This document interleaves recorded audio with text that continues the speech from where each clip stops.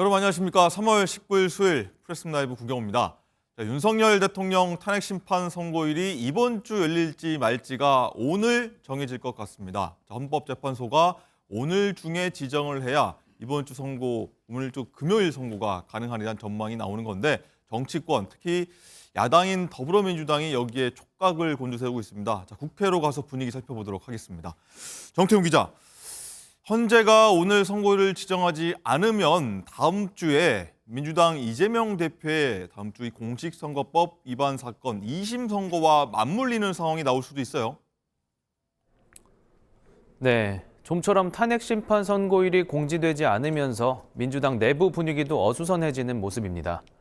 통상 절차에 따르면 헌법재판소는 선고 2, 3일 전에 일정을 알리는데 3월 초부터 선고를 예상해온 민주당으로서는 당혹감이 읽힙니다. 이재명 대표의 공직선거법 2심 재판을 일주일 앞두고 있는 상황에서 오늘 선고일이 잡히지 않게 되면 헌재의 결론이 다음 주로 넘어가 이 대표 2심보다도 늦어지는 것 아니냐는 우려인데요. 상황이 이렇다 보니 민주당은 매일 대대적인 탄핵 찬성 집회를 벌이고 있죠. 하지만 이와 관련해서도 당 내부에서는 장외 여론전에 대한 피로감과 회의감도 읽힙니다. 민주당은 오늘 밤 비상의원총회를 열고 현 상황에 대한 진단과 대책을 논의할 예정입니다. 네, 그래서 민주당은 이 헌재가 숙고를 넘어서 지연하고 있는 거 아니냐 이렇게 좀 압박을 가하고 있죠. 네, 이런 분위기를 반영하기라도 하듯 민주당은 헌재를 향한 압박을 최고조로 끌어올리고 있는데요. 말을 아끼던 이재명 대표도 어제 헌재 선고가 납득할 만한 이유 없이 지연되고 있다며 신속한 파면 선고를 거듭 요청했습니다. 동시에 민주당은 마은혁 헌법재판관 후보를 임명하지 않고 있는 최상목 권한대행을 향해 오늘까지 임명할 것을 촉구하기도 했는데요. 오늘도 침묵이 이어진다면 최대행 탄핵 추진도 강행한다는 기류입니다. 현재 민주당은 광화문에서 최고위원 회의를 진행 중에 있습니다. 이 자리에서도 관련 발언들이 줄을 이루고 있는 상황입니다. 지금까지 국회에서 전해드렸습니다.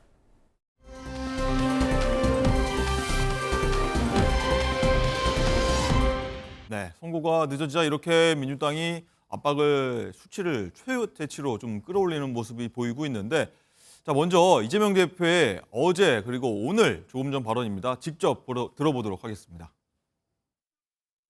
하루가 급합니다. 단 1시간도, 단 1분이라도 이 혼란과 위기를 극복할 수 있다면 줄여야 합니다. 헌법재판소가 이 혼란을 최대한 신속하게 종결 지어야 합니다. 윤석열 정권의 실정과 12.3 계엄이 끝내 나라 전체를 망가뜨리고 있습니다.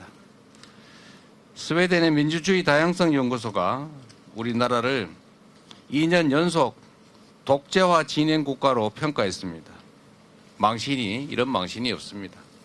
정상적인 리더십을 회복해야만 지금의 위기도 돌파할 수가 있습니다. 헌재의 신속한 판결을 다시 한번 촉구합니다.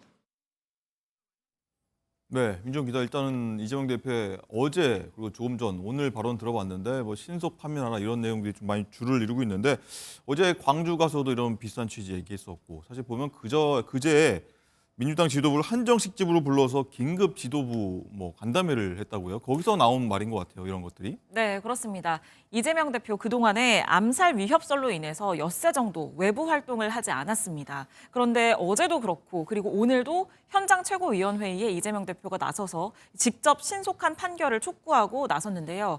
이런 것들이 결국에는 그제 이 민주당 지도부가 만찬을 필두로 해서 모인 이 긴급 간담회 에서 나온 내용들인 것으로 지금 보도가 나오고 있습니다. 네. 한 언론 보도에 따르면 이 긴급 지도부 간담회를 소집한 이유, 지금 헌법재판소의 탄핵 심판 선고가 예상보다 너무 많이 지연이 되고 있는 상황으로 인해서 이 상황을 점검하기 위해서 이런 만찬이 소집이 된 것으로 알려졌는데요. 이 자리에서 이재명 대표, 이 정도로 선고가 늦어지는 건 문제다. 앞으로 어떻게 해야 되겠느냐 이런 취지의 발언을 하기도 했다고 합니다. 그래서 다시 이 외부 일정을 재개를 한 것으로 보여지고요. 네. 또 국회 법사위 소속의 야당 의원들은 어제 헌법재판소를 찾아서 윤석열 대통령에 대한 조속한 파면을 촉구하는 이 청원서를 제출을 하기도 했습니다. 예. 아무래도 이재명 이재명 대표의 공직선거법 위반 사건 2심 선고가 오는 26일, 그러니까 다음 주 수요일로 예정이 돼 있습니다.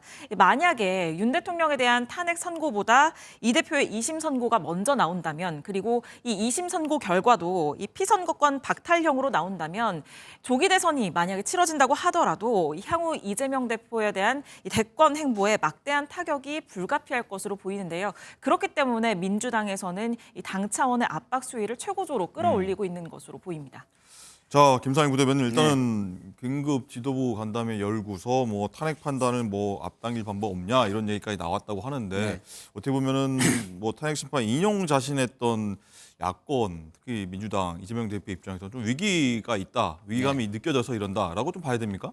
뭐 위기감이 느껴진다라는 표현이 맞는지 아니면 뭐 불안감이 좀 고조되고 있다고 예. 표현하는 게 맞는지 모르겠는데요.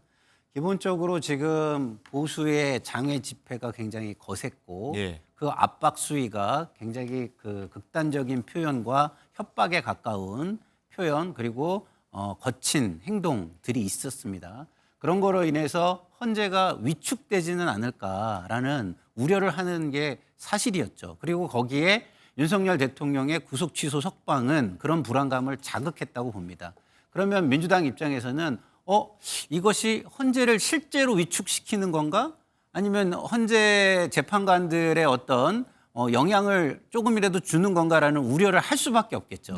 그러면 이것에 대한 맞대응 차원으로 그리고 헌재를 좀 보호하고 그다음에 헌재 재판관들의 독립적인 판단을 할 수 있게 어떤 밖에서의 세를 균형을 맞춰주는 차원으로 맞대응에 나서지 않을 수 없지 않았을까 저는 이런 생각이 들고요. 이것은 그래서 맞대응 차원으로 봐야지 아니 기존의 보수 집회가 그렇게 극하게 이루어진 것을 감안하지 않고 민주당이 뭐 헌재 압박을 위해 나섰다 이렇게만 얘기하는 거는 저는 어떤 균형을 좀 잃은 평가가 아닌가 이런 생각이 듭니다. 네.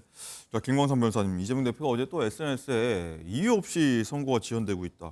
이 국민이 납득할까라고는 글을 올려서 계속 신속한 파면을 요구하고 있거든요. 일단 이 탄핵 심판 선거가 늦어지면서 가장 불안하고 당황한 것은 1번의 이재명 대표죠. 두 번째는 이제 민주당이에요. 그 이유는 여러 가지겠지만 일단 8대 0이라고 굉장히 자신 있어 하지 않았습니까? 근데 8대 0으로 나올 건데 뭐 그렇게 불안한지 모르겠어요. 불안한 요소는 두 가지죠. 첫 번째는 행여 이재명 대표 선거보다도 뒤에 나올 수 있지 않을까. 일주일 뒤에 있을 2심 선거. 네. 그리고 이게 굉장히 늦어지면서 뭔가 헌재에는 내부 사정이 있다, 속 사정이 있다. 그래서 결국 이게 기각으로 가는 게 아니야에 대한 불안감이 있기 때문에 지금 기다리지 못하고 지금 그렇게 체근된다 저는 이렇게 봅니다. 그런데 지금 헌재에서 그 민주당이 말하는 것처럼 8대 0이라고 한다면 이렇게 늦어질 이유가 있겠습니까?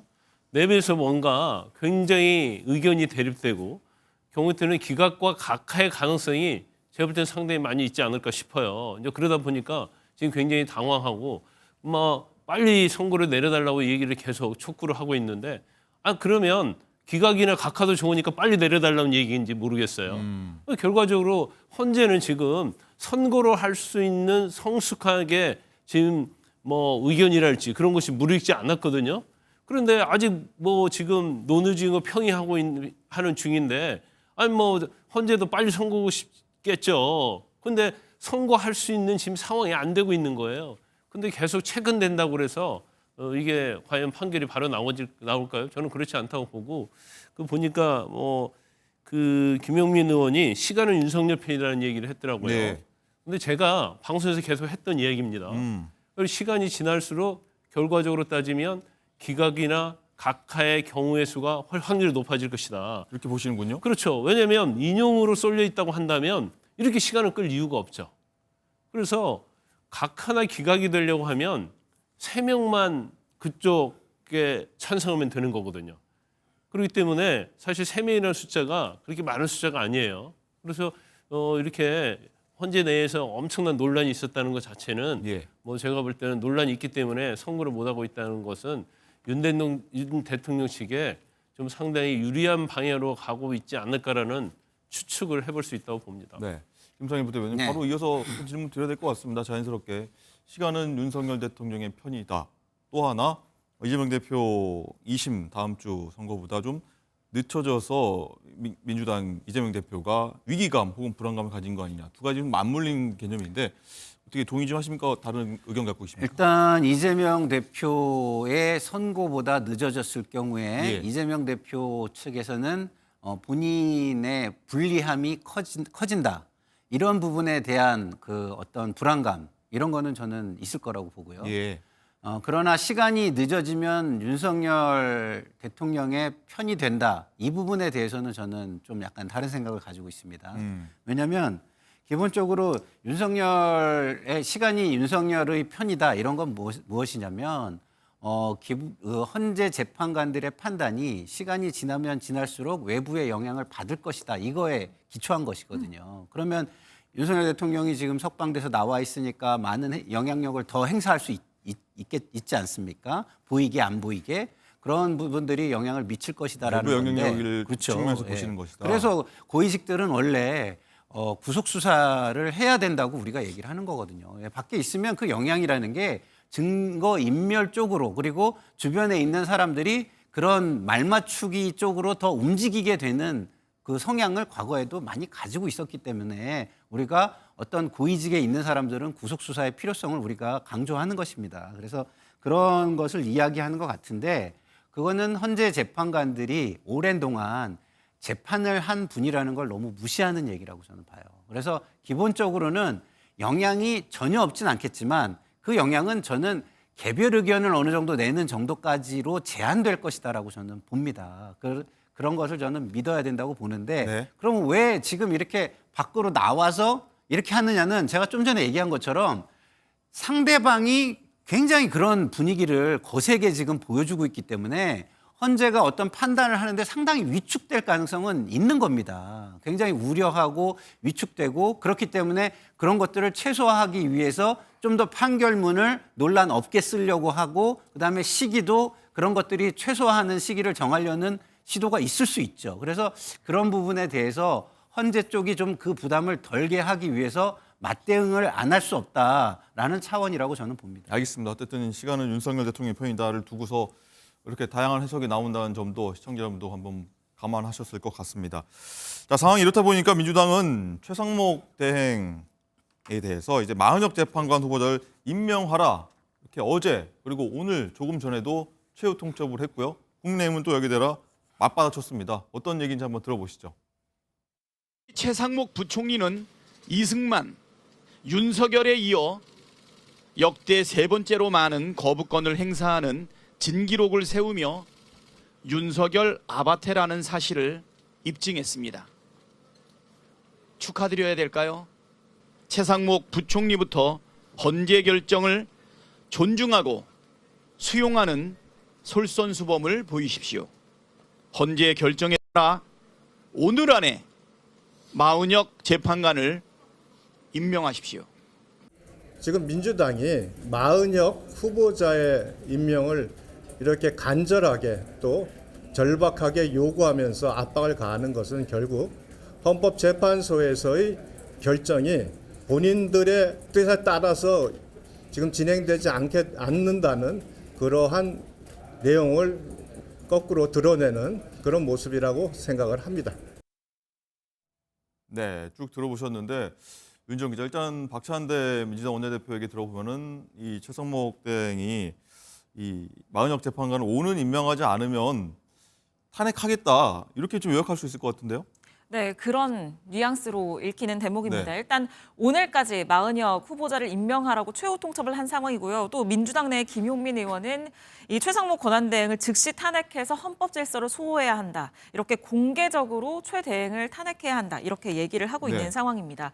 민주당은 당초에는 8대 0으로 인용이 될 것이다. 이렇게 확신을 하고 있었지만 탄핵 심판 선고가 예상보다 늦어지면서 지금 현재 5대 3으로 기각 혹은 각하가 되는 것 아니냐. 이런 불안감도 당내에 있는 것은 사실인데요. 지금 그런 상황인 만큼 진보 성향인 마 후보자가 임명이 돼서 구인 체제가 완성이 되게 되면 3명이 반대를 하더라도 인용 결정, 6명의 찬성으로 인용 결정을 이끌어낼 수 있다고 보기 때문에 지금 이런 최후 통첩을 한 것이다. 이런 분석이 힘을 얻고 있습니다. 있습니다.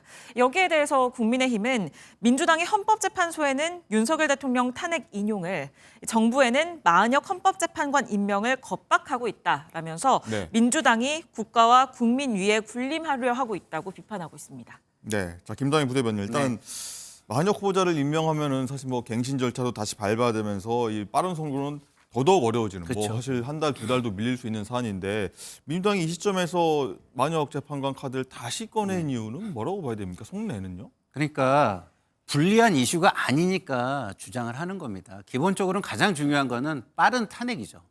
빠른 탄핵인데 뭐 탄핵이라기보다는 탄핵 심판 결론이죠. 예. 빠른 탄핵 심판 결론이 나야 되는 겁니다. 그거는 지금 아까 우리가 위기감 얘기했잖아요. 그 위기감은요. 민주당보다는 지금 경제 주체들이나 민생에 지금 매진하는 국민들에게 훨씬 큰 겁니다. 예. 지금 훨씬 큰 거기 때문에 그거를 원하는 건데, 근데 마은혁 재판관이 들어오면 좀 더 확실해지는 부분이 있을 수 있지 않습니까? 그런 부분에 있어서 나쁘지 않은 카드이기 때문에 시간보단 확실한 그렇죠. 카드가 메인 주와 부가 있는 건데 주를 주장하면서 부는 아예 주장하지 말아야 되는 것이냐?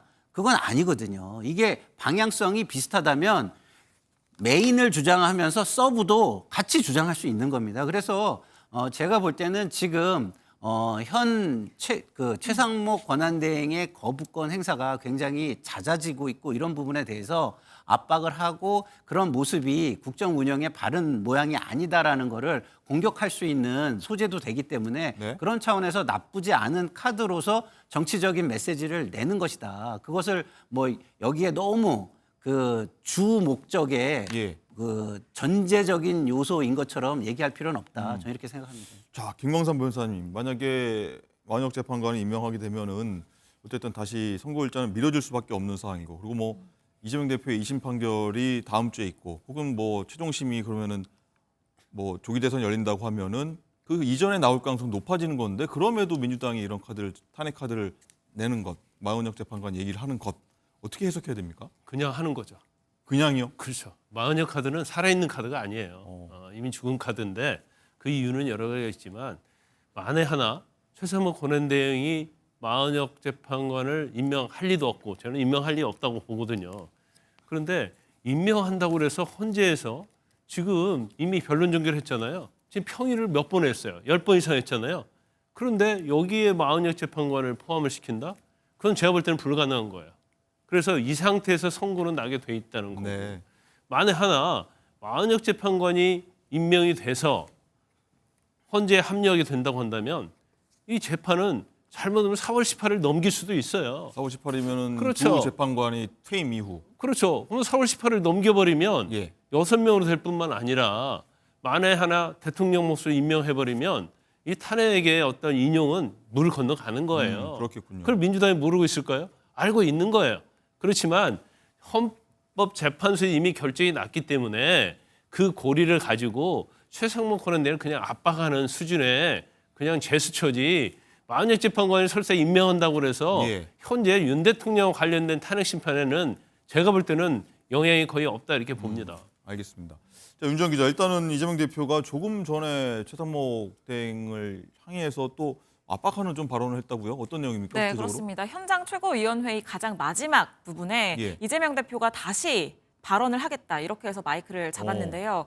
이 아무래도 광화문에서 현장 최고위원회의를 하고 있기 때문에 최상목 대행이 지금 업무를 보고 있는 정부 청사와 지근거리입니다. 그렇죠. 이런 점을 의식한 것으로 보이기도 하는데 굉장히 수위 높은 발언이 나왔습니다. 이재명 대표는 이 최상목 권한대행에 대해서 이 직무유기 현행범이다. 이렇게 얘기를 하면서 최상목 대통령 직무대행은 지금 이 순간부터 국민 누구나 직무유기 현행범으로 체포가 가능하기 때문에 몸조심하기 바란다. 이렇게 얘기를 했습니다. 네. 자, 김광삼 변호사님, 이거 참 체크를 해야 될 것 같은데 직무유기 현행범으로 체포가 가능한 부분입니까? 어떻습니까? 지금 과도한 이야기죠. 예. 제가 볼 때는 직무유기죄 해당이 되지 않아요. 임명을 지금 보류하고 있는 거고 설사 임명하지 않는다 하더라도 그건 이제 대통령 권한대행의 권한 범위 내에 속하는 거기 때문에 네. 저거 제가 100% 장담을 합니다. 직무유기로 아마 고발을 시민단체 했을 거예요. 저 무혐의 나올 겁니다. 무죄 나올 거고요. 현행범 체포라는 건 현행범 체포의 의미를 잘 모르는 것 같아요. 직무유기가 지금 이재명 대표 말대로 직무유기가 이어지고 있다고 계속성이 계속 이어지고 있는 거 아닙니까? 근데 직무유기로 현행범 체포한 사례가 대한민국 역사에 한 번도 없어요. 일반적인 어떤 긴급 체포 필요성이었지 도주 증거 인멸 염려가 있다랄지 그런 요건에 하나도 부합하지 않아요.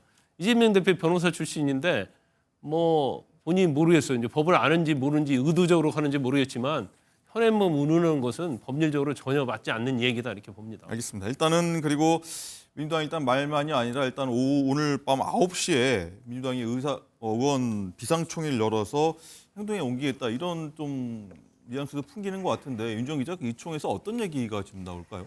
네, 그렇습니다. 아무래도 그동안에는 이 민주당은 줄탄핵 역풍을 지금 우려를 해왔기 때문에 최상목 대행에 대해서 탄핵 추진에 대해서는 조금 언급을 조심하는 모습을 보였습니다. 네. 그런데 오늘을 이 최후 통첩일로 잡으면서 이 오늘까지 마 후보자를 임명하지 않을 경우 최 대행에 대해서 탄핵과 고발 등을 하는 방안이 오늘 9시 최고위원회 비상의총에서 이 논의가 될 것으로 보입니다. 네.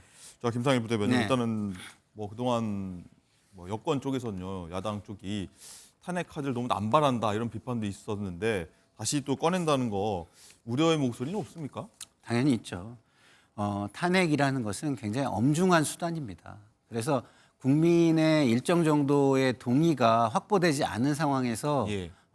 활용을 하게 되면 다시 말해서 남용을 한다고 국민이 예. 느끼게 되면 역풍이 부는 것입니다. 그렇기 때문에 최대한 노력하고 최대한 호소하고 그리고 국민들의 어떤 동의가 어느 정도 확보된다고 생각하고 이게 최후의 수단이다라고 느껴질 때 하는 것이 저는 맞다고 예. 보고요.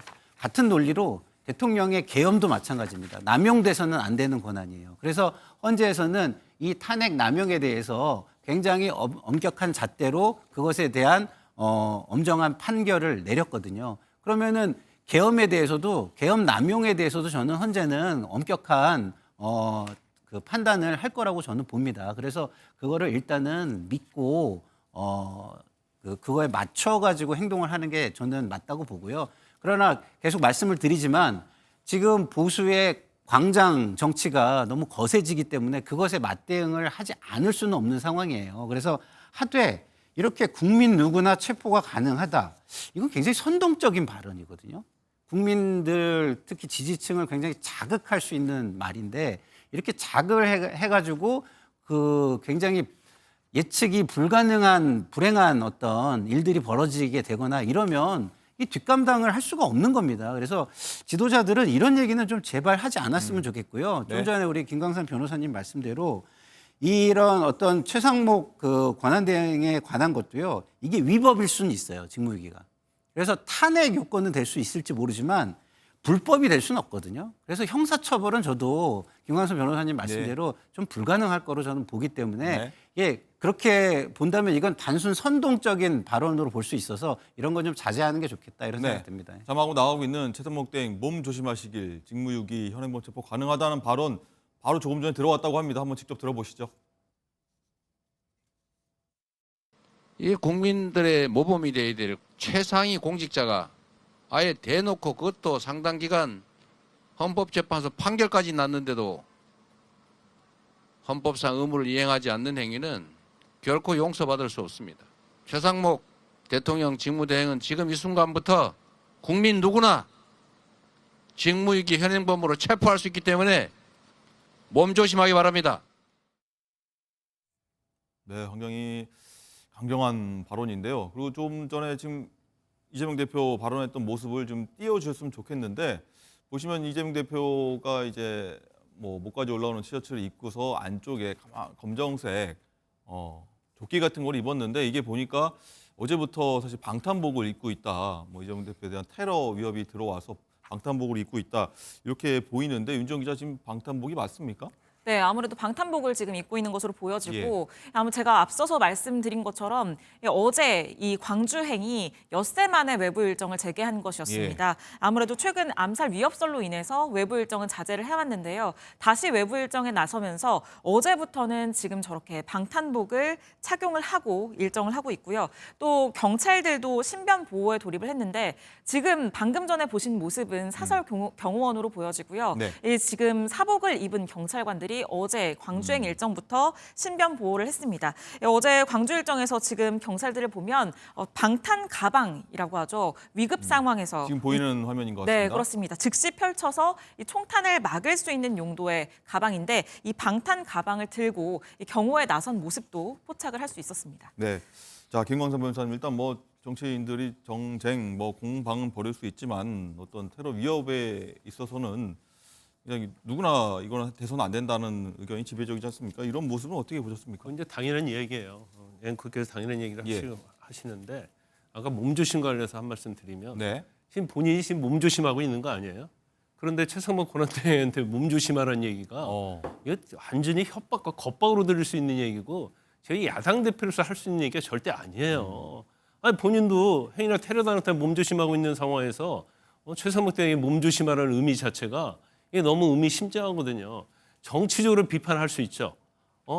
어떤 뭐 직무유기에 해당이 되니까 고발하겠다랄지 이렇게 할 수 있지만 몸조심하라는 것은 제가 볼 때는 저거 나가도 한참 나갔고 제가 야당 대표로 할 수 없는 얘기를 지금 하고 있는 것은 그만큼 이제 당황하고 있다. 지금 현재의 어떤 선거가 늦어지니까 이제 그런 부분 말씀드리고 방탄복 입고 최만만의 준비를 하는 건 당연한 겁니다. 근데 제가 이해하지 않는 측면이 하나 있는데 지금 여러 명이 테러에 대한 제보를 받았다는 거 아니에요. 그러면 이거 당연히 경찰에 신고해야 하는 거 아닙니까? 그다음에 이제까지 민주당의 어떠한 이제까지 해온 행태를 보면 다 반드시 민주당 내에 진상조사위원회를 구성하거든요. TF 구성해요. 더구나 당대표 신병과 가는 거 아닙니까? 그러면 그런 걸 먼저 해야 하는 게 맞지 않냐. 그러고 나서 방탄복도 있고 경호원도 하고 그러는 게 제가 볼 때는 순리적으로 맞다고 보는데 그냥 방탄복하고 경호원까지는 뭐 되도록 하는데 지금 문자를 한 명한테 보낸 게 아니고 다수 의원한테 보낸다는 거 아니에요. 그러면 저렇게 해가지고 테러를 막을 수는 없어요. 근본적으로 그 사람이 누구인지를 수사를 해서 발본 세고는 해야지 이게 테러의 근본적인 원인을 없애는 것이지 단순히 방탄복 입고 사설 경호원 대동하고 그런다고 해서 테러를 완벽하게 막을 수 있겠습니까? 그래서 민주당에서는 정말로 그게 현실적으로 가능한 그 테러 위협이 가능하다고 한다면 진상조사에도 꾸리고 경찰에 신고를 해서 범인을 색출하는 게 맞다 저는 그렇게 봅니다. 알겠습니다.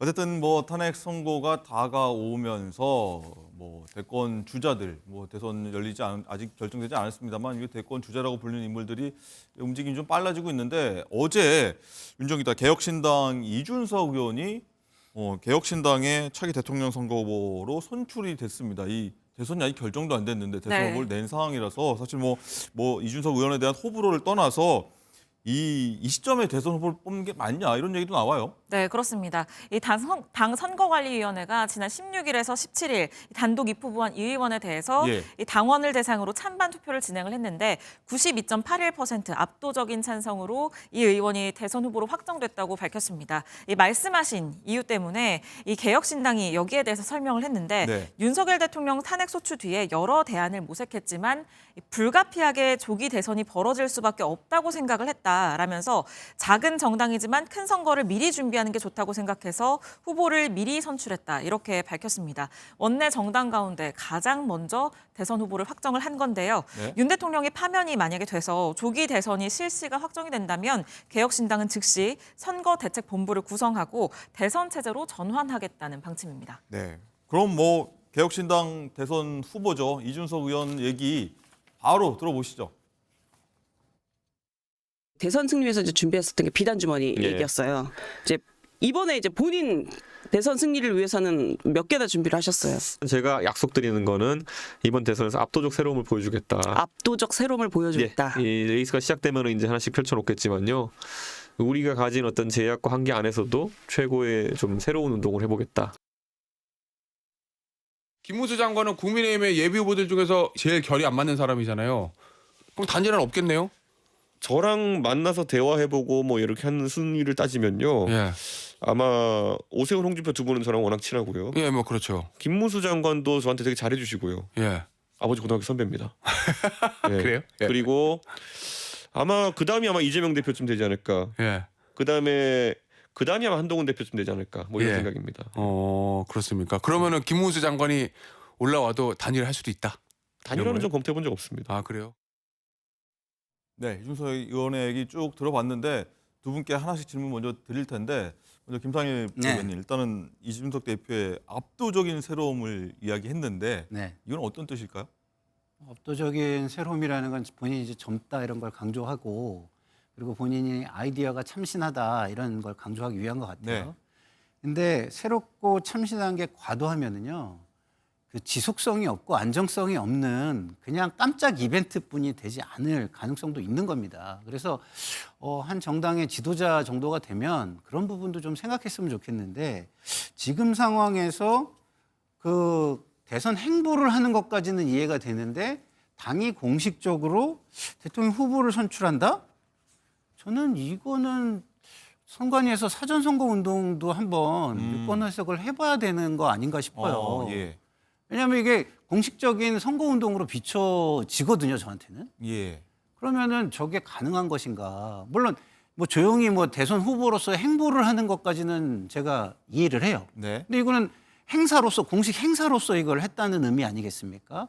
그래서 저는 뭐 참신함도 좋고 새로움도 좋고 다 좋은데 그런 것들이 기존의 질서와 안정 그리고 다른 사람들의 어떤 예측 가능한 생활을 해치는 정도까지 나가서는 안 된다. 그 부분을 감안해야 지도자로서 정치 지도자라고 비로소 얘기할 수 있다. 이런 부분을 좀 다시 한번 좀 생각해 보면 좋겠다 이런 생각이 듭니다. 알겠습니다. 그리고 조금 전에 속보 자막이 나갔는데 토지 거래 허가 구역을 다시 재지정했다. 아마 오세훈 서울시장 관련된 얘기인데 저희가 김광삼 변호사님 이 얘기 잠깐 듣고 바로 이어가도록 하겠는데요.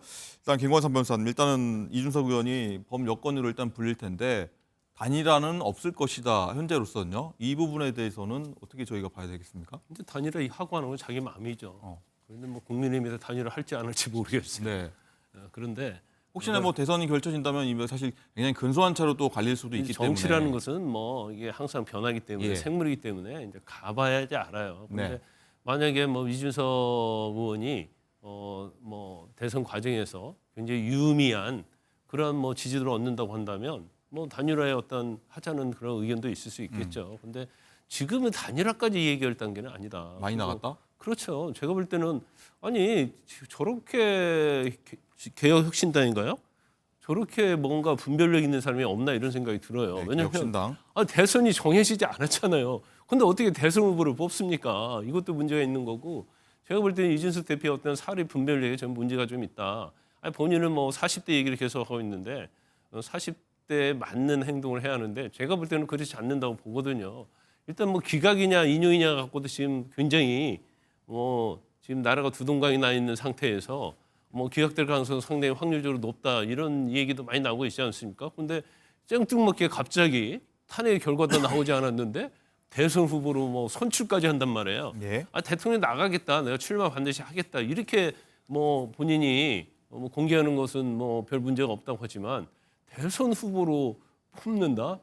이거 제가 볼 때는 정당 자체에서도 이제 법률 검토랄지 여러 가지 문제점이 많이 있고 또 이준석 대표 생각도 제가 볼 때는 뭐 그렇게 성숙하지 않는 측면이 있다 이렇게 봅니다.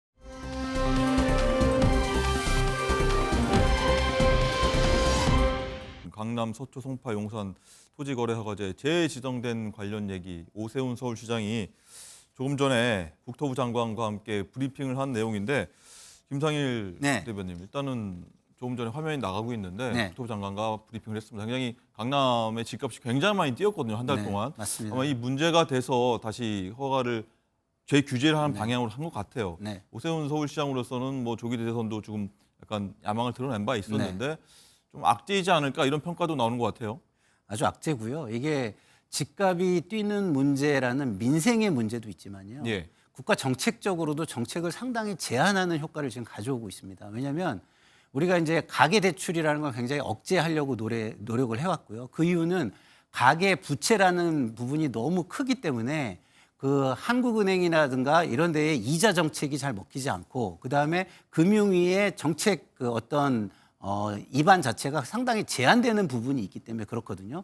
그런데 지난주에 제가 경제 주체들을 좀 만나보면은 네. 대출이 상당히 급증을 하고 있다고 했고요. 그 급증이 가계 부채로 증가로 이어지는 고리가 확인되고 있다는 걸 지난주에 제가 들었어요. 그래서 이것이 오세훈 시장 발이라고 우려하는 목소리들이 지난주에 있었기 때문에 그것이 현실화된 것으로 저는 보입니다. 그래서 굉장히 본인한테는 대선 후보로서는 정책을 굉장히 신중하게 그 국민 생활에 영향을 미치는 것을 굉장히 신중하게 접근하지 못했다라는 굉장히 좀 큰 악재가 발생한 것으로 저는 보입니다. 네, 관련해서 저희가 잠시 뒤에 부동산 전문가 모시고 하나씩 뜯어보도록 하겠고요. 일단 김광삼 변호사님, 일단은 뭐 좀 성급할 수도 있습니다만 이러한 오세훈 시장의 정책이 과거에 뭐 무상급 시대를 떠올린다, 벌써부터 이런 얘기를 하시는 분들도 있는 것 같거든요. 지금 이 상황 자체를 어떻게 보십니까? 제가 볼 때는 그 과도한 측면이 좀 있다고 봐요. 예. 왜냐하면 이제 토지 거래 허가제로 묶여 있으면 이제 주민들의 반발이 심하고요. 또 그래서 피해가 많이 있고 재산권이 제한되는 거거든요. 그래서 아마 오세훈 시장 입장에서 보면 우리나라 지금 경제가 굉장히 좋지 않잖아요.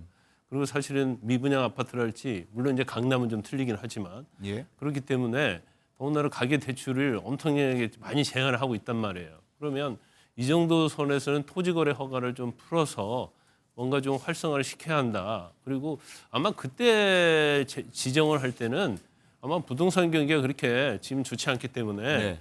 뭐 이렇게 강남의 집값을 올리는 그런 상황 오지 않을 것이라고 다 뭐 분석했지 그냥 뭐 즉흥적으로 한 건 아닐 거 아니에요. 취지는 좋았으면 좀 시점이 좀 그랬던 것 같기도 그렇죠. 하고요. 그런데 이제 결과적으로 보니까 뭐 6개월밖에 되지 않았는데 부동산이 꿈틀꿈틀하니까 그러면 뭐 부동산 토지 거래 허가제는 뭐 사실은 풀었다 놓았다도 할 수 있는 거거든요. 그래서 지금 초기 단계에서는 걱정이 되니까 다시 토지 거래 허가를 확대하겠다는 거 아닙니까? 근데 한 6개월 단위로 이거 한 거에 대해서 너무 과도하게 비판을 하는 것은 맞지 않다 저는 그렇게 봅니다. 알겠습니다. 토지거래 허가제 해제 이후 서울 강남 3구를 중심으로 집값이 그야말로 널뛰기 하고 있어서 이런 조치가 오늘 조금 전에 긴급하게 나온 것 같은데 저희 취재 기자 연결해서 이 소식 자세히 좀 알아보도록 하겠습니다. 자, 경제부 이혁근 기자인데요. 이 기자 전해주시죠. 네, 정부가 서울 강남 3구와 용산구를 토지거래 허가구역, 이른바 토허제로 다시 묶었습니다. 오세훈 서울시장이 지난달 12일 잠실과 삼섬, 청담, 대치동을 토지거래 허가구역에서 푼 뒤 한 달여 만입니다. 이번엔 지정 대상을 강남, 서초, 송파, 용산구에 있는 모든 아파트로 확대했습니다. 다음 주 월요일부터 9월 30일까지 강남 3구와 용산구에 대해 토허제를 지정하고 필요하다면 기간을 연장하기로 했는데요. 이번 조치에도 집값 상승세가 계속되면 국토부와 서울시는 인근 지역까지 토허제로 묶는 방안도 검토 중입니다. 토허제로 묶인 지역에선 실거주가 가능한 경우에만 아파트 거래가 가능해 갭 투자가 불가능합니다. 토허제와 별개로 정부는 조정 대상 지역 확대 카드도 만지작거리고 있습니다. 현재 강남 3구와 용산구만 조정 대상 지역인데 이 또한 지역을 늘릴 수 있다는 의미입니다. 무주택자의 경우 비조정 지역은 LTV 70%를 적용받지만 조정 지역에선 LTV가 50%로 깎여 자금 조달이 쉽지 않습니다. 양도세를 내지 않는 조건 역시 비조정 지역은 2년간 보유만 하면 되지만 조정 지역은 2년 실거주 요건이 추가로 붙어 갭 투자가 어렵습니다. 또 주택도시보증공사 허그의 전세자금 대출 보증 한도 축소도 5월부터로 앞당겨집니다. 이번 조치는 토허제가 풀리자 지난달 말부터 서울 집값이 급속도로 뛰면서 이루어졌습니다. 한 달 전 토허제를 풀었던 오세훈 서울시장은 부동산 시장의 변동성이 커졌다는 지적을 겸허히 받아들인다며 심려를 끼쳐드려 송구스럽다고 말했습니다. 지금까지 국토교통부에서 MBN 뉴스 이혁근입니다. 네, 서울 집값 특히 강남을 중심으로 해서 집값이 이렇게 널뛰기를 하면서 이런 조치가 나온 건데 오세훈 시장의 브리핑 내용이 조금 전에 들어왔습니다. 한번 들어보도록 하시죠. 부동산은 시민의 삶과 직결된 문제입니다. 주택시장의 불안 요인을 사전에 차단하기 위해서 정책적 대응이 불가피하다고 판단되었습니다. 이에 따라 강남, 서초, 송파, 용산구 아파트를 대상으로 3월 24일부터 9월 30일까지 6개월간 토지거래 허가 구역으로 지정합니다. 시장 과열 양상이 지속될 경우 인근 자치구도 추가 지정 여부를 면밀히 검토하도록 하겠습니다. 예, 고종환 한국자산관리연구원장 나오셨는데 한번 자세히 여쭤보도록 하겠습니다. 자, 고 원장님, 일단은 오늘 나온 오세훈 시장의 발언 내용, 강남 3구와 용산 전체 아파트로 토지 거래 허가를 확대하겠다라는 건데 재규제하겠다는 겁니다. 네, 그렇죠. 가장 눈에 띄는 점은 어떤 부분이셨습니까? 네, 그렇죠. 지금 집값이 들썩이고 있는 거는 이제 지난 2월 12일 토지를 이제 풀었잖아요. 예. 그 이후에 이제 집값이 많이 강남을 비롯해서 이제 급등을 했고요. 어느 정도까지 네, 올랐습니까? 이게 이제 부동산원 통계는 뭐 3.7%인데 예. 또 직방이라는 통계를 보면 강남 것만 놓고 보면 5% 이상 올랐습니다. 굉장히 많이 오른 것이죠. 예. 작년 1년 동안 오른 가격이 올랐다 하는 점에서 집값 급등세가 심상치 않다 하는 점을 좀 꼽을 수가 있고요. 그러다 보니까 오늘 나온 우선 대책의 내용 한 서너 가지인데 예. 우선 강남, 서초, 송파 그러니까 강남 3구죠. 예. 여기다가 용산까지 해서 이걸 재지정한다는 것입니다. 기간은 6개월입니다. 6개월. 네, 이게 가장 큰 거고요. 이제 효과는 하나씩 좀 따져볼게요. 예. 또 그렇게 할 필요가 있을 것 같고.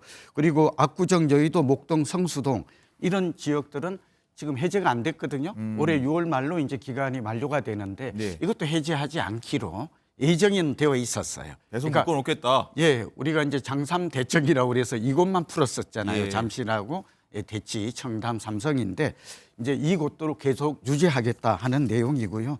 또 하나가 이제 여기 현장 점검을 좀 강화하겠다. 이제 이런 얘기가 좀 있고 금융 얘기가 나오고 있습니다. 예. 이 금융이 뭐냐면 결국은 토지가 되면 사실은 두 가지 효과가 있거든요. 시청자분들이 좀 이해를 돕고 해서 예. 토지 거래 허가 구역이 되면 어떤 효과가 있나? 이제 사실은 2년 실거주 조건이 있습니다. 네. 그러니까 갭 투자나 투기 수요를 막겠다는 의지죠. 실제로 여기다가 살아야 한다, 2년을. 그렇죠. 실제 거주하지 않으면 예. 살 수 없도록 허가를 받아야 되는 게 토지의 핵심 내용인 네. 거거든요. 여기다가 이제 주택 자금 조달 계획서를 제출해야 돼요. 예. 조달 계획서에는 당신이 실거주할 건지 아니면 임대를 줄 건지 이런 장치 때문에 사실은 갭 투자나 외지인 투자를 원천적으로 차단하는 효과가 있었는데 예. 어쨌든 이런 토지가 풀림으로 해서 집값이 급등했고 그리고 이런 문제를 좀 인식을 해서 이제 뒤늦게라도 지금 다시 또 재지정하는 어떻게 보면 정책의 실패죠. 이런 현상을 그러나 지금이라도 재지정한 거는 저는 개인적으로 잘했다는 판단입니다. 어쨌든 한 달여 만에 다시 재지정을 하면서 규제에 나선 건데 가장 뭐 이거를 좀 뼈아프게 보시는 분들은 이 사이에 집값 거래를 했던 분들이란 말일 겁니다. 어쨌든 피해를 보실 수도 있는 분들인데 어쨌든 갭 투자가 안 되는 부분인데 이분들 입장에서는 좀 난감할 것 같기도 하고요. 네, 이미 매입한 사람은 이제 대출 규제가 강화됐을 때 그 영향을 받을 수 있다라는 점은 좀 우려되죠. 예. 또 하나가 이번 대책에 있어서 또 하나 우려되는 점은 풍선 효과를 꼽을 수가 있어요. 풍선 효과란 어느 쪽을 규제를 하면 네. 다른 쪽으로 이 주택 수요가 이동한다는 혹시나 뭐 법칙이잖아요. 마용성이나 노도강 이런 쪽으로 흘러갈 수 네, 있다. 제가 볼 때는 가장 우려되는 게 이번에 그래서 좀 확대 지정을 했으면 어땠을까 하는 전문가의 생각으로는 왜 그런가 하면 강남 3구와 이미 용산은 이미 많이 올랐어요. 예. 이미 많이 오른 집값을 되돌리기에는 역부족이죠. 다시 재지정한다고 해서 살 사람은 다 샀고 네. 그다음에 가격도 이미 5% 이상 급등했고 그런 효과가 있고 아까 또 풍선 효과 말하자면 이제 우리가 소위 말하면 강남과 마용 성광동 이런 얘기 앵커님 들어보셨잖아요. 네. 그러니까 마용성뿐만 아니라 이제 우리가 마용은 마포, 용산, 광진구라든지 홍동입니다. 동작구 그리고 요즘은 용산에 이제 곁에 있는 동대문구, 그다음 마포 옆에 있는 서대문구 이런 지역들도 지금 매물이 씨가 말랐어요. 제가 좀 조사를 방송 출연하기 전에 보니까. 예. 그리고 이미 가격이 상당히 강남만큼은 아니지만 이미 올랐고 매물도 없는 상황이거든요. 그렇게 되면 결국은 수요가 다른 지역으로 옮겨갈 확산될 가능성도 과거의 경험을 보면 있다. 그렇게 말할 수 있겠습니다. 네. 자, 아파트 가격이 이렇게 사실 오르는 상황이었고 다른 지역도 지금 많이 올라와 있는 상황에서 이런 허가제를 했던 이유, 그래서 또 뭐 실패한 걸 수도 있다라고 지금 분석하셨는데 이런 조치를 그러면 왜 했을까라는 좀 의문점 들긴 하거든요. 그렇죠. 이유는 있습니다. 이제 서울시는 이제 소위 말하면 개인 재산, 네. 재산권을 침해한다. 네. 그런 얘기가 좀 많았죠. 그리고 두 번째는 토지를 실시를 해도 아까 이제 뭐 대치동이나 잠실, 삼성, 청담을 꼽았잖아요. 네. 이런 지역 같은 경우 결국 집값이 오르더라. 그러니까 토지의 지정 효과가 얼마나 될까? 그런 것들이 좀 의문이 언론을 통해서도 전문가들 일부가 지적했던 건 맞습니다. 그러나 제가 이제 지적하고 싶은 것은 예. 우리가 작년을 되돌아보면 작년 2월부터 9월까지 집값이 5% 이상 서울은 올랐어요. 네. 이때도 강남 신축 위주로 올랐거든요. 이미 올랐어요. 그리고 10월부터 10월, 11월, 12월, 1월까지 4개월 안정된 거예요. 그런데 서울시가 발표를 하면서 집값도 안정되었고 네. 그다음에 거래량도 줄어들었다. 그러니까 해제해도 된다. 이렇게 하는데 이걸 제가 볼 때는 오판을 한 것 같아요. 왜냐하면 좀 성급했던 것 같거든요. 왜냐하면 우리가 설을 전후해서 설과 추석을 전후해서 봄, 가을 이사철이 시작이 됩니다. 예. 그 이사철을 앞두고 2월 12일 날 풀었거든요. 우리 설이 언제였어요? 1월 말이었잖아요. 그런데 그렇죠. 이미 주택 거래량은 상당히 증가하고 있었어요. 2월에. 그런데 이걸 면밀하게 단기 변동을 점검하지 못한 부분이 있고 또 하나의 실수는 우리가 강남은 지금 작년 10월에서 올해 1월까지 압구정과 반포를 중심으로 해서 우리가 이제 뭐 압구정 현대아파트 얘기 많이 했잖아요. 예. 그다음에 뭐 원베일리 언론을 통해서 매경 많이 나왔거든요. 고가 아파트죠. 계속 그 최고가 고점을 갱신하고 있었어요. 예. 이 얘기는 안정되지 않았어요. 그러니까 특정 지역, 특정 아파트, 인기 단지는 이미 오르고 있는데 왜 이게 전체 시장이 좀 거래가 준다고 해서 풀었을까? 좀 성급했다. 그나마 이제 이번에 최상목 대행이 이제 다시 개입을 해서 이제 특단의 대책이라고 다시 한 거는 좀 만시지탄이지만 다행이다고 봅니다. 네, 어쨌든 저희가 조금 전에 말씀드렸습니다만 토어제는 취지는 좋으나 어떤 시점이 좀 맞지 않았다. 아까 네, 저 정치 성급해서 얘기했었는데. 제가 보기에는 올해 대선 정국도 있고 그래서 네. 한 5월, 6월 우리가 이사철이 3, 4, 5월이거든요. 예. 이게 굉장히 이런 걸 놓친 거예요. 아. 왜 이렇게 실수를 했는지 모르겠어요. 적어도 6월 이후에 했다면 예. 이런 난리는 나지 않았을 거다. 어쨌든 생각이 뭐 듭니다. 갭 투자를 좀 노렸던 분들도 있을 텐데 갭 투자는 일단 이번 일로에서 다시 불가능하게 이제 된 들어오기가 거예요. 어렵죠. 예. 아까 말씀드린 대로 이제 갭 투자의 개념은 전세를 끼고 대출 받아서 집을 네. 사는 게 일종의 이제 투기 소유라 볼 수가 있죠. 예. 이게 2배 이상 늘었어요. 그러니까 이번에 집값 오른 배경에는 두 가지가 있는데 갭 투자. 어차피 강남은 집값이 오를 것 같다. 그러니까 전세 끼고 집을 사는 사람이 그만큼 많았고 대출도 주택담보대출이 5조 원 늘었거든요. 이렇게 우리 가계부채가 문제인데 이것도 뼈아픈 실책이에요. 이렇게 좀 늘었고 또 외지인 투자라고 그래서 이번에 이런 얘기가 있어요. 지방의 부자들이 강남을 집중 매수가 있어요. 이게 지금 비율이 16.6에서 19%, 강남은 20%까지 올라갔거든요. 예. 그러니까 집도 안 보고 계약했다. 이런 뉴스가 많아요. 지방은 또 떨어지고 서울 집값만 올라가는 거가 그러니까요. 있었겠네요. 그러니까 수요가 투기 수요가 한꺼번에 몰렸고 거래량도 그러니까 2월 주택 거래량이 1월보다 3천 건에서 5천 건, 72%나 늘었어요. 이거는 굉장히 폭증한 거거든요. 그런데 예. 서울시가 너무 안일하게 그동안 오세훈 시장을 뭐 비판하는 게 아니라 왜 이렇게 그 시장의 흐름을 진단하고 이 지표라든지 데이터 분석에서 좀 소홀히 했나 우리도 알고 있는데 네. 그래서 앞으로는 좀 그 모니터링 기능을 좀 강화할 필요가 있고 전문가 풀도 좀 다양하게 의견을 좀 들을 필요가 있다는 생각이 듭니다. 네, 어쨌든 해당 지역 주민들은 좀 반발이 있을 것 같기도 하고 혹시 어떻습니까? 집값이 그러면 떨어지는 효과가 이번 조치로 해서 있을 수 있는지 혹은 뭐 나아가 부동산 침체를 이을 수 있는지 많은 분들이 아마 궁금하실 거거든요. 네, 지금 우리가 이제 글로벌 부동산 시장 동향을 봐야 되거든요. 예. 아까 잠깐 말씀드렸습니다만 이제 글로벌 부동산 시장은 좀 안정돼 있습니다. 일본만 좀 오르고 이것도 굉장히 중요해요. 주식만 동조화가 아니라 주택 시장도 동조화 현상이 나타나고 있거든요.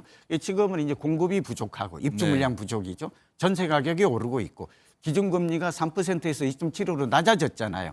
이런 요인은 상승할 요인이지만 지금 탄핵 정국에다가 아시다시피 우리나라는 지금 경제 대내워직 트럼프 이후에 굉장히 불안해요. 네. 그리고 경제 성장률도 2.1에서 이미 1.5로 낮춘 상황이거든요. 그러니까 집값이 오를 이유가 없어요. 근데 그래서 좀 아쉬운 게 이 토지 해제가 이게 결정적인 집값 상승의 주범이다라는 좀 말할 수가 있고 이게 나오게 되면 좀 강남을 비롯해서 용산 이런 지역은 수요가 감소하면서 집값 안정세가 나타날 겁니다. 다만 그 주변으로 풍선 효과 확산 가능성은 있고 여기서 우리가 주목할 것은 지방이에요. 지방은 여전히 거래가 안 되고 온도차가 많거든요. 네. 그러니까 정부는 이 균형이라는 측면에서 강남이나 서울의 집값 공급 확대 정책을 좀 내야 되는데 이번에 정부도 그런 대책을 좀 내놓기는 했어요. 예를 들면 매입 임대주택을 11만호 한다든지 수도권의 택지 개발을 추가로 매입해준다든지. 근데 이거는 효과가 길어요. 그러니까 제가 볼 때는 상기 신도시다라든지 정부가 좀 단기적으로 재건축 촉진법이라든지 이건 야당도 좀 협조할 필요가 있거든요. 예. 이렇게 공급 확대 정책이 여야 없이 민생과 물가와 집값은 정말 중요하잖아요. 예, 그래서 저는 이 문제만큼은 이번에 좀 종합적인 대책이 나와서 시장이 근본적으로 안정이 되고 실수요자들은 또 대출을 받아서 내 네. 집을 살 수 있는 그런 정책을 마련하는 게 필요하다고 봅니다. 또 인용도 보겠습니다. 허그 전세대출 보장 비율 축소도 5월로 앞당겼다 하는 부분까지 더해진다고 하면은 네. 이건 안정이 굉장히 될 수도 있다는 신호로 봐야 되니까. 될 수는 있는데 그게 100%에서 이제 90% 줄어들거든요. 근데 이때 물론 이제 줄어든 건 잘한 것 같아요. 저도 허그의 자문위원인데 네. 그런데 이번에 이제 앞서 말씀드린 대로 이 토지의 재지정 효과는 상당히 있을 것 같다. 그러나 이제 한계가 있다. 이미 오른 집값을 어떡할 거냐. 네. 이 하방 경직성 때문에 되돌리기 어렵다. 그리고 두 번째는 이 지정 외 지역으로 수요가 몰렸을 때 풍선 효과 이거는 또 어떻게 할 건가. 물론 과열이 되면 확대 지정하겠다는 여지는 남겼어요. 뭐 토지 여기 보면 조정 대상 지역이라든지 투기 과열 지구 오늘 대책 내용에 이런 게 하나 들어가 있는 건 맞거든요. 네. 그러나 이제 이런 것들도 재빨리 시장에 좀 대응을 해야 될 것 같고 무엇보다도 이 세입자 그러니까 무주택 세입자가 대출을 받아서 집을 사거나 전세 가는 곳들은 이건 조이면 안 될 것 같아요. 정책 자금은. 이건 필요하거든요. 그래서 90%로 조인 것은 전세 대출에 상당히 전세 대출을 무방비로 이렇게 늘림으로 해서 집값 오르는 이유가 됐거든요. 네. 그런 건 있지만 실수요자들이 집을 사는 데 있어서 금융 규제를 강화한다 하더라도 이 부분만큼은 실수요자인 거는 실수요자에게는 보호장치가 또 오히려 유지될 필요가 있다는 말씀을 간곡히 정책 제언을 드립니다. 그렇군요. 어쨌든 봄 이사철이기도 하고 지금 집을 살려고 하셨던 분들, 실수요자 말씀이신데 어떤 분들은 언제 사야 되는 거야? 그러면 좀 난감한 분들도 계실 겁니다. 고민하시는 분들. 그렇죠. 예, 제가 좀 조언을 드리면 예. 우선 강남권 같은 경우에는 이미 집값이 많이 올랐죠. 그래서 실수요자라도 지금 추격 매수하는 거는 좀 자제했으면 좋겠어요. 신중했으면. 예. 왜냐하면 이미 급등한 후에 계속 추가 상승은 어렵습니다. 예. 이제 숨고르기에 들어가고 또 하나는 내릴 수도 있거든요. 여러 가지 정치 상황, 새로운 정부가 어떤 정책을 내놓는지 또 실물 경기가 어떻게 변하는지 지금 알 수가 없죠. 예측이 안 되니까. 두 번째는 그러나 장기적 관점에서 저는 내 집 마련은 전세보다 하는 게 좋을 것 같습니다. 서울은. 왜냐하면 금리도 내리고요. 그다음에 입주 물량이 자꾸 줄어들고 있고 전세가 오르고 있거든요. 네. 이런 걸 감안하면 내 집 마련 계획은 꾸준히 하는 게 좋다. 그리고 내 집 마련은 상기 신도시라든지 분양 물량이 네. 올해 많이 나오니까 그런 것들을 좀 노리는 전략이 오히려 경제적이고 효과적이지 않을까 봅니다. 자, 전문가로서 의견 들어봤고, 자 마지막으로 이 토지 허가제 해제가 나중에 다시 또 풀 수 있을지 아마 이 부분도 아무도 좀 기대하는 분이랄까요? 있을 수 있거든요. 풀 수 있다? 언제쯤 다시 규제를 다시 풀 수 그래서 있을까? 지금 9월까지 지금 지정을 했거든요. 예. 6개월 예. 한시적으로 지정했는데 그때 봐서 다시 시장이 불안. 우리가 이제 주택 정책의 목표는 세 가지잖아요. 하나는 시장 안정, 그다음에 이제 실수요자 보호인데 그때 시장이 안정이 된다면 이제는 다시 풀 수 있지 않을까 그렇게 조심스럽게 예상해 봅니다. 알겠습니다. 부동산 전문가 모시고 한번 이번 규제 허가제를 좀 풀었던 부분 다시 재규제했던 부분도 살펴봤고요.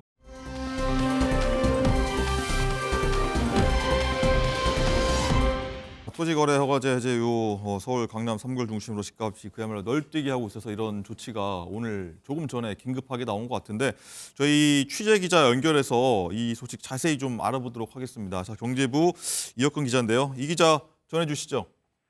네, 정부가 서울 강남 3구와 용산구를 토지거래 허가구역, 이른바 토허제로 다시 묶었습니다.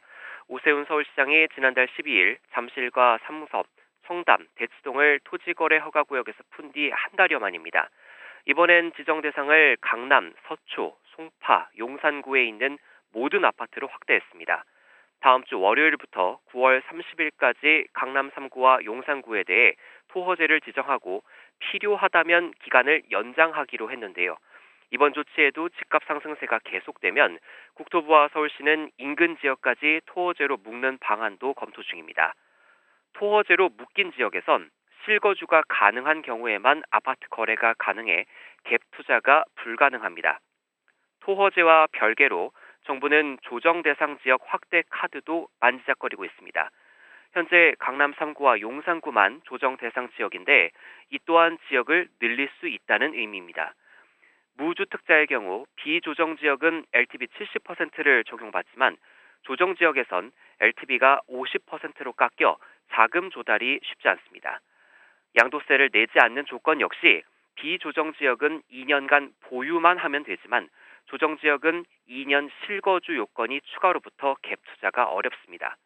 또 주택도시보증공사 허그의 전세자금 대출 보증 한도 축소도 5월부터로 앞당겨집니다. 이번 조치는 토허제가 풀리자 지난달 말부터 서울 집값이 급속도로 뛰면서 이루어졌습니다. 한 달 전 토허제를 풀었던 오세훈 서울시장은 부동산 시장의 변동성이 커졌다는 지적을 겸허히 받아들인다며 심려를 끼쳐드려 송구스럽다고 말했습니다. 지금까지 국토교통부에서 MBN 뉴스 이혁근입니다.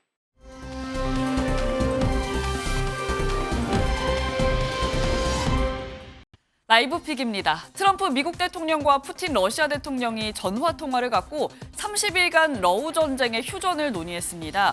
무려 90분이나 진행된 두 정상의 통화. 트럼프 대통령의 제안으로 러시아와 우크라이나는 30일 동안 모든 에너지 및 기반 시설에 대한 공격을 서로 중단하기로 했습니다. 당초 트럼프 미국 대통령은 러시아를 향해 30일 동안 전면적인 휴전을 제안했는데요. 하지만 러시아는 우크라이나가 재무장할 가능성 등을 우려했고 결국 미국이 수정해서 제안한 에너지 인프라 시설에 대한 공격만 자제하는 부분 휴전안에 수용했습니다. 여기에 젤렌스키 우크라이나 대통령은 일단 부분적 합의에 지지 의사를 보였는데요. 트럼프 대통령은 이번 통화가 매우 좋았고 생산적이었다 밝히기도 했습니다. 그 외에도 러우 간 포로 교환과 흑해 해상 휴전 협상 논의도 이어간 두 정상. 이번 합의가 전쟁 종식으로 이어질지 국제사회의 이목이 집중되고 있습니다. 네, 하지만 미국 우선주의로 국제사회에 관세 전쟁을 선포한 미국 트럼프 대통령에 대해 우방국 정상과 정치인들은 반감을 표하고 있습니다. 미국을 대표하는 상징 자유의 여신상. 미국 건국 100주년 때 프랑스가 미국에게 선물한 건데요. 최근 프랑스 한 정치인이 자유가 없는 미국에 무슨 자유의 여신상이냐며 반환을 요구했습니다. 여기에 백악관 대변인은 프랑스인들이 지금 독일어를 쓰지 않는 건 오직 미국 덕분이다. 감사해야 한다며 맞받아치기도 했는데요.